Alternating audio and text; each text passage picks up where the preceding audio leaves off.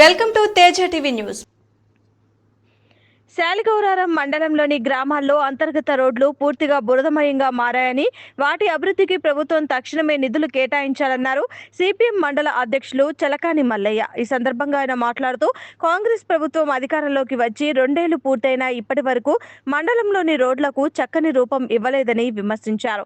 Bhuvanagiri parliament సభ్యులు చామల కిరణ్ కుమార్ రెడ్డి స్వగ్రామమైన శాలిగౌరారంలో కూడా రోడ్ల పరిస్థితి దయనీయంగా ఉందని పేర్కొన్నారు.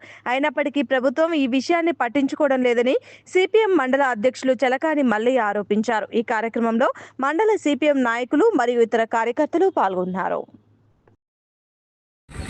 ఈనాడు ప్రభుత్వం ఏర్పడి రాష్ట్ర ప్రభుత్వం ఏర్పడి 2 సంవత్సరాల దగ్గర కావస్తున్నా కూడా ఇంతవరకు స్థానిక మండల కేంద్రంలోని గ్రామాలలో ఉన్న ప్రజా సమస్యలు పరిష్కరించడంలో ప్రభుత్వం ఏమాత్రం శ్రద్ధ వహించడం లేదు. ఏమాత్రం వర్షం వచ్చినా కూడా గ్రామ పంచాయతీ సెంటర్ అయినటువంటి మన బాలిశెట్టిగూడెం, పాత గ్రామ పంచాయతీ పాత ఊరు అన్నిటి కలిపి ఈ రోడ్లు మొత్తం బురదమయంగా తయారైనాయి. అట్లాగే ఎంఆర్ ఆఫీసు, ఎంపీడీ ఆఫీసు చుట్టూ అక్కడ ఉన్న ఇండ్ల పోటీ స్థానిక కాంగ్రెస్ నాయకులు, మన పార్లమెంటు సభ్యులు, మన ఎంపీ గారు ఉన్న ఇల్లు చుట్టూ కూడా మొత్తం బురదమయం అయ్యి ఉన్నా కూడా కనీసం పట్టించుకోకపోవడం అనేది ఇది సిపిఎం పార్టీగా మేము దీన్ని ఖండిస్తున్నాం. ఇప్పటికైనా ప్రభుత్వం కళ్ళు తెరిచి 2 సంవత్సరాలు కావస్తుంది.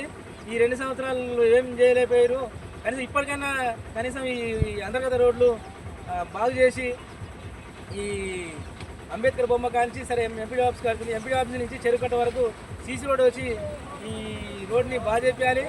అట్లాగే మండలంలోని వివిధ గ్రామాలలో ఉన్న లింక్ రోడ్లు, గ్రామాలలో ఉన్న అంతర్గత రోడ్లు అన్నీ ఈ వర్షాలకు బాగా దెబ్బతినిపోయినాయి.